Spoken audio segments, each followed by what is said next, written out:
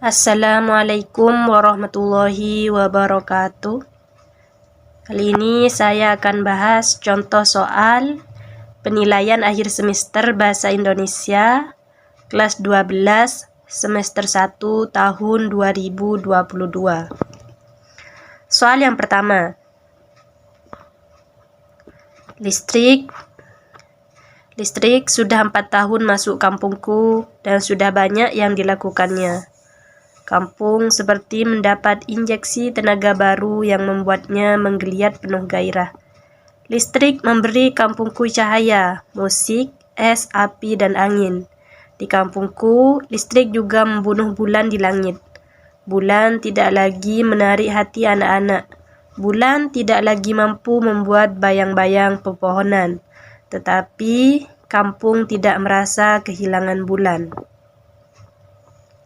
Sudut pandang yang digunakan pengarang dalam kutipan cerpen di atas adalah: A. Pengarang sebagai orang pertama pelaku utama. B. Pengarang sebagai orang kedua yang serba tahu.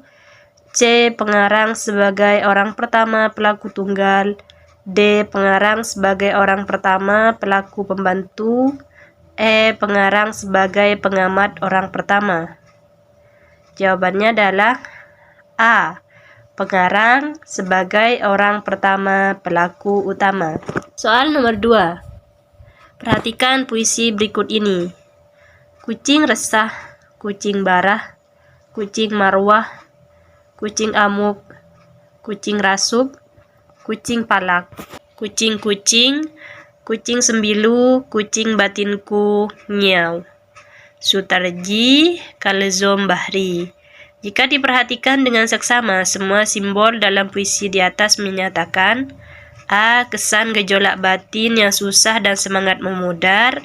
B. Kesan gejolak batin yang resah dan semangat yang meluap-luap. C. Kesan suasana batin yang gundah dan semangat yang padam. D. Kesan suasana batin yang menggelora. Dan E. Kesan gejolak batin yang membara di tengah suasana sedih. Jawabannya B. Kesan gejolak batin yang resah dan semangat yang meluap-luap. Soal nomor 3. Pelayanan angkutan kapal laut semakin buruk menyusul adanya keputusan pemerintah yang membatasi penjualan tiket. Kenyataannya, jumlah penumpang jauh lebih besar daripada kapasitas kapal. Hal ini menyebabkan penumpang harus membeli tiket pada calo dengan harga tinggi atau terpaksa nekat menjadi penumpang gelap. Permasalahan utama dalam teks di atas adalah: A. Harga tiket terlalu tinggi. B. Dibatasinya penjualan tiket oleh pemerintah. C. Merebaknya calo akibat naiknya harga tiket. D. Buruknya pelayanan angkutan kapal laut. E. Jumlah penumpang melebihi kapasitas kapal. Jawabannya adalah D. Buruknya pelayanan angkutan kapal laut. Soal nomor 4. Masalah yang tidak dibahas dalam kutipan nomor 3 ialah: A. Buruknya pelayanan angkutan kapal laut. B. Pemerintah memutuskan membatasi penjualan tiket. C. Jumlah penumpang melebihi kapasitas kapal. D. Merebaknya calo akibat naiknya harga tiket. E. Penumpang terpaksa membeli tiket kepada calo. Jawabannya adalah D. Merebaknya calo akibat naiknya harga tiket. Soal nomor 5. Pengarang menyoroti tokoh yang tidak menyalahkan takdir. Hal tersebut berarti pengarang mengungkapkan nilai: A. Adil, B. Religius, C. Moral, D. Politik, E. Sosial. Jawabannya adalah C. Moral. Soal nomor 6. Agar pidato berjalan dengan baik, pembicara harus memahami hal-hal berikut ini, kecuali: A. Memahami kondisi hadirin yang mendengarkan. B. Menguasai topik yang dibicarakan. C. Membuat kerangka pidato. D. Berlatih pidato sebelum tampil di depan hadirin. E. Pidato tanpa teks. Jawabannya adalah E. Pidato tanpa teks. Soal nomor 7. Di tengah lagu I'm Not Called Sexy Bitch yang di bottom yang digunakan do ratu, tiba-tiba sound system yang digunakan rusak. Vokal Mulan pun hilang ditelan beberapa instrumen musik yang masih aktif. Terlihat benar betapa kedua penyanyi itu berusaha tetap tampil wajar. Akan tetapi, gurau kepanikan tetap saja terlihat di wajah mereka. Ide pokok paragraf di atas adalah A. Lagu I'm Not Called Sexy Bitch. B. Sound system yang digunakan do ratu rusak. C. Vokal Mulan pun hilang. D. Instrumen musik ratu masih aktif. E. Gurat kepanikan tetap saja terlihat di wajah mereka. Jawabannya adalah B. Sound system yang digunakan do ratu rusak. Kutipan berikut untuk soal nomor 8 sampai 10. Perhatikanlah dengan seksama. Menurut ibu yang didengarnya dari ayah, sebab terjadi penikaman terhadap obsessor itu selalu mengganggu istri-istri mereka.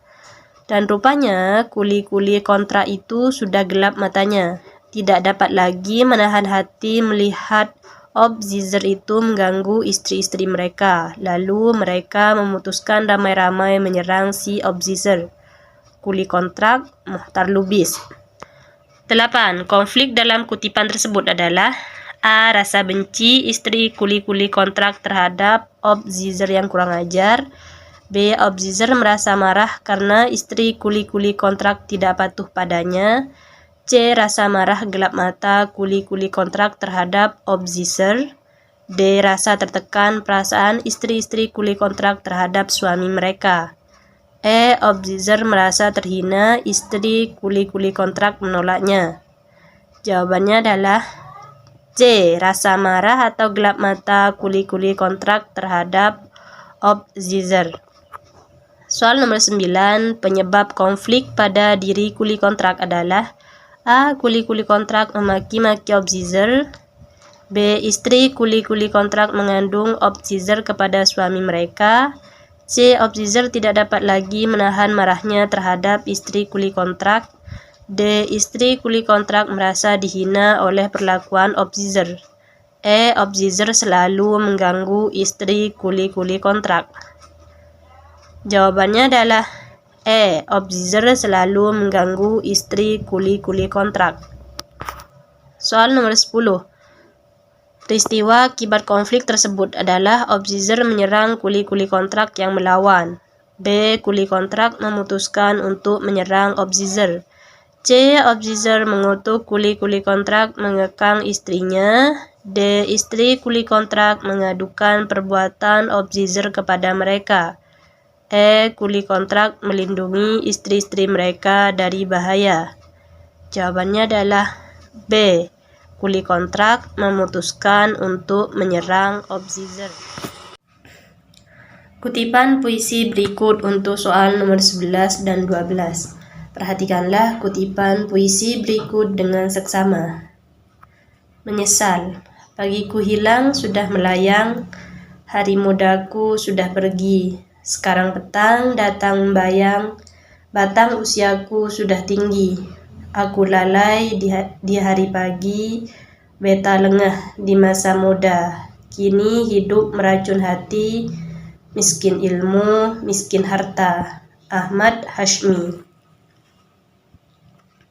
Nomor 11. Kata petang pada lari ketiga puisi tersebut mempunyai makna lambang. A. Waktu sore hari. B. Kehidupan manusia. C. Suasana senja. D. Masa tua. E. Perasaan manusia. Jawabannya adalah D. Masa tua. Soal nomor 12. Maksud bait kedua puisi tersebut adalah A. Seseorang yang lengah di pagi hari sehingga hidupnya sangat menderita di usia muda. B. Seseorang yang menderita hidupnya karena tidak punya ilmu dan harta. C. Seseorang yang miskin harta dan miskin ilmu pada masa muda karena ia lupa waktu. D. Seseorang yang telah menyia-nyiakan masa mudanya dalam menuntut ilmu sehingga hidup menderita di hari tua. E. Seseorang yang melalaikan waktu di masa muda karena dia tidak memiliki ilmu dan harta. Jawabannya adalah D. Seseorang yang telah menyia-nyiakan masa mudanya dalam menuntut ilmu sehingga hidup menderita di hari tua. Soal nomor 13, kegiatan mengubah cerpen yang panjang menjadi pendek dengan hanya menjelaskan hal-hal pokok disebut A. Menyingkat, B. Meringkas, C. Merangkum, D. Meresensi, E. Membuat ikhtisar. Jawabannya adalah E. Membuat ikhtisar. Bacalah paragraf berikut dengan seksama. Kendati tetap mempertahankan diri mereka dengan lirik-lirik yang puitis, album yang digarap sejak Februari itu memang berbeda dengan album Padi sebelumnya yang penuh dinamika. Lagu seandainya bisa memilih dan semua tak sama misalnya, sangat membantu kemampuan vokal Fadli dalam menyesuaikan tempo musik yang berubah-ubah. Nuansa harpa dari Maya Hasan serta paduan suara Ingimto Trisakti Khoir turut memperkaya kesan orkestra musik mereka. Oleh karena itu, simpulan yang tepat untuk melengkapi kalimat terakhir paragraf tersebut adalah A. Musik Padi kali ini sangat terkenal dan digemari orang. B. Musik Padi kali ini terdengar makin progresif dengan nuansa yang lebih variatif. C. Musik Padi masih tetap mempertahankan lirik-lirik lagu yang puitis. D. Dua lagu musik Padi sangat membantu kemampuan vokal Fadli. E. Nuansa harpa serta paduan suara Ingimto memperkaya kesan orkestra musik Padi. Jawabannya adalah B. Musik Padi kali ini terdengar makin progresif dengan nuansa yang lebih variatif. Kutipan berikut untuk soal nomor 15 sampai 17. Bacalah kutipan dengan seksama. Bapaknya yang masih duduk senang di atas kursi rotan itu, jadi menteri kabupaten di kantor Patih Sumedang. Barang di mana ada keramaian di Sumedang atau di desa-desa yang tiada jauh benar dari kota itu, hampir selalu ia kelihatan. Istimewa dalam adat kawin yang diramaikan dengan permainan seperti tari menari, tayuban, dan lain-lain, tidak berhenti-hentinya. Hampir di dalam segala perkara ia hendak di atas dan terkemuka. Rupanya dan cakapnya memang ia pantang kerendahan, perkataannya pantang dipatahkan, meskipun ia hanya berpangkat menteri kabupaten. Soal nomor 15. Sudut pandang yang digunakan pengarang dalam kutipan cerpen tersebut adalah A. Orang pertama, B. Orang kedua, C. Orang ketiga, D. Orang pertama dan kedua, E. Orang kedua dan ketiga. Jawabannya adalah C. Orang ketiga. Soal nomor 16, watak tokoh bapak yang tergambar dalam penggalan roman tersebut adalah A. Egois, B. Sombong, C. Pemarah, D. Berani, E. Lincah. Jawabannya adalah B. Sombong. Soal nomor 17, watak tokoh bapak dalam roman tersebut digambarkan dengan A. Melalui perbincangan tokoh lain, B. Melukiskan jalan fikir tokoh, C. Reaksi tokoh terhadap kejadian, D. Melukiskan keadaan sekitar pelaku, E. Langsung menanalisis watak tokoh.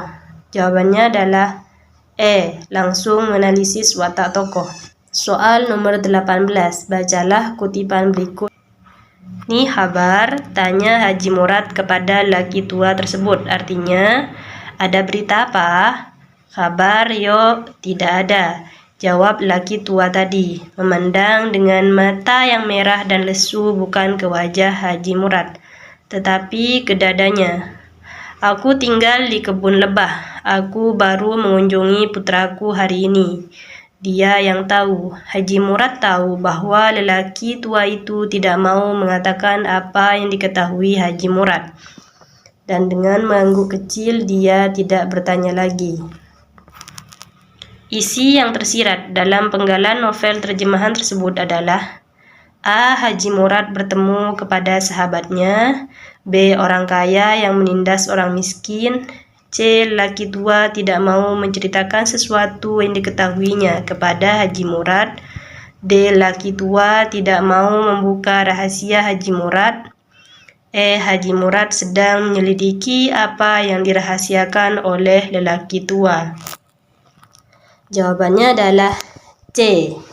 Lelaki tua tidak mau menceritakan sesuatu yang diketahuinya kepada Haji Murad. Soal nomor 19. Anggota partai itu sisa dana tahun lalu kepada bendahara partai. Kata yang tepat untuk melengkapi kalimat tersebut adalah: A. Mempertanyakan. B. Memperkatakan. C. Mempersedekahkan. D. Mempertabungkan. E. Memperbanyakkan. Jawabannya adalah A. Mempertanyakan. Anggota partai itu mempertanyakan sisa dana tahun lalu kepada bendahara partai. Soal nomor 20. Bacalah paragraf sebab akibat berikut. Antara bekerja dan kesehatan manusia saling berhubungan, bahkan saling berpengaruh. Hal ini terbukti misalnya dari kenyataan bahwa seseorang menjadi lebih sehat apabila ia bekerja daripada tidak bekerja. Atau kenyataan yang lain sebaliknya, yaitu seseorang yang bekerja malah menjadi sakit karena kondisi pekerjaannya tidak sesuai dengan karakteristik orang itu. Kalimat yang tepat untuk melengkapi paragraf sebab akibat di atas adalah: A. Oleh karena itu, dalam memilih pekerjaan harus sesuai dengan karakter dan kemampuan yang dimiliki. B. Hal itu akan menjadi jika bekerja tidak sesuai dengan imbalan atau upah yang diharapkan. C. Memang, setiap orang berhak memiliki karakter dan kemampuan yang berbeda-beda dalam memilih pekerjaan. D. Jadi pekerjaan yang tidak sesuai dengan karakter yang dimiliki akan menimbulkan berbagai dampak. E. Tentu saja setiap orang mengharapkan agar dengan bekerja ia bisa hidup sehat. Jawabannya adalah D. Jadi pekerjaan yang tidak sesuai dengan karakter yang dimiliki akan menimbulkan berbagai dampak. Soal nomor 21. Kota Tegal berada di dekat pantai. Kota Tegal berhawa panas. Jika dua kalimat di atas digabungkan akan menimbulkan makna akibat. Kata penghubung yang tepat adalah yang tersebut di bawah ini, kecuali: A. Oleh karena. B. Sehingga. C. Akibatnya. D. Karena. E. Memang. Jawabannya adalah E. Memang. Soal nomor 22. Penulisan kata serapan yang tepat terdapat pada kalimat: A. Akomodasi selama di Jakarta ditanggung oleh panitia. B. Mereka sedang mendeskripsikan terjadinya peristiwa. C. Makanan itu menggunakan saharin. D. Tenaga yang dihasilkan diperoleh secara hidrolis. E. Setiap pekerja mendapat kondite dari atasannya. Jawabannya adalah A. Akomodasi selama di Jakarta ditanggung oleh panitia. Soal nomor 23. Pada saat pengumuman SPMB, Indra diterima di perguruan tinggi negeri.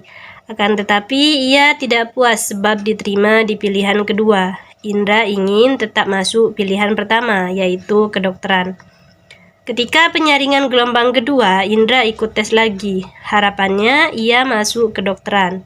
Akan tetapi keluar pengumuman dan Indra tidak diterima. Kalimat sumbang pada paragraf tersebut adalah: A. Kalimat kedua. B. Kalimat ketiga. C. Kalimat keempat. D. Kalimat kelima. E. Kalimat keenam. Jawabannya adalah E, kalimat ke-6. Soal nomor 24, permintaan sumbangan di jalan raya, ketidakdisiplinan pengemudi, ketidaksiapan sarana dan prasarana jalan, juga kehadiran pedagang asongan merupakan beberapa faktor yang menimbulkan kemacetan. Berdasarkan hal-hal tersebut di atas dapat ditarik kesimpulan berikut, yaitu A. Kemacetan lalu lintas disebabkan oleh berbagai faktor. B. Kemacetan lalu lintas dapat diatasi jika ada kepedulian masyarakat dan instansi terkait. C. Kemacetan dapat diatasi jika masyarakat berperan aktif. D. Kemacetan lalu lintas belum dapat diatasi secara maksimal. E. Kemacetan lalu lintas selalu menimbulkan ketegangan fisik dan mental. Jawabannya adalah A. Kemacetan lalu lintas disebabkan oleh berbagai faktor. Soal nomor 25 adalah nyata bahwa tema yang dibicarakan dalam ladang perminus tetap aktual di Indonesia dan diminati para remaja.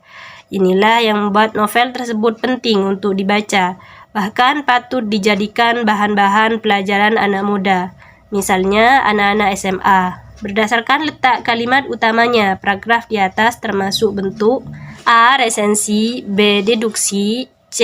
Kritik, D. Narasi, E. Induksi. Jawabannya adalah E. Induksi. Soal nomor 26.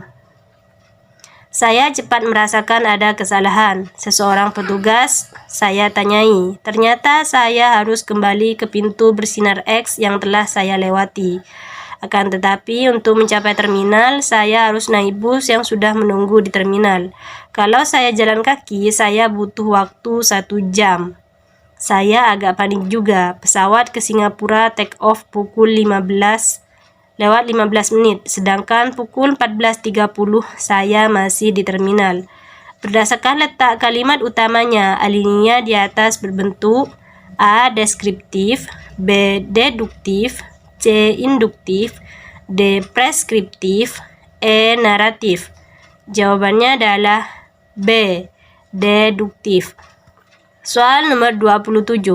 Perwakilan tokoh cerita dalam sebuah karangan narasi berbentuk novel dapat dikenal melalui berikut ini, kecuali A. Tindakan, B. Tempat tinggal, C. Waktu terjadinya, D. Bentuk atau ciri fisik, E. Lingkungan kehidupan. Jawabannya adalah C.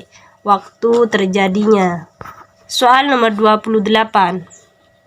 Untung rugi tanaman genetik terus menjadi perdebatan hangat di negara-negara maju. Menurut pernyataan di atas, yang menjadi perdebatan adalah A. Tanaman genetik, B. Tanaman genetik di negara-negara maju, C. Untung rugi tanaman, D. Untung rugi tanaman genetik, E. Untung rugi tanaman genetik di negara-negara maju. Jawabannya adalah D. Untung rugi tanaman genetik. Soal nomor 29. Kalimat yang berisi opini adalah A. Pergantian pimpinan universitas terjadi 4 tahun sekali, B. Menurut peraturan, rektor menduduki jabatan selama 4 tahun, C. Rektor baru itu sangat disukai mahasiswa karena sifat keterbukaannya, D. Rektor itu telah menduduki jabatannya selama 4 tahun, E. Jabatan sebagai rektor universitas terkenal telah dijalaninya dengan senang hati. Jawabannya adalah C. Rektor baru itu sangat disukai mahasiswa karena sifat keterbukaannya. Soal nomor 30. Kisah cinta Aminuddin dan Maryamin yang berakhir secara tragis terdapat dalam karya sastra berikut. A. Kehilangan Mestika karya Hamidah, B. Jalan Tak Ada Ujung karya Muhtar Lubis, C. Siti Nurbaya karya Marah Rusli, D. Azab dan Sengsara karya Merari Siregar, E. Salah Asuhan karya Abdul Muiz. Jawabannya adalah D. Azab dan Sengsara karya Merari Siregar. Terima kasih sudah menonton. Jangan lupa klik tombol like dan subscribe ya. Assalamualaikum warahmatullahi wabarakatuh.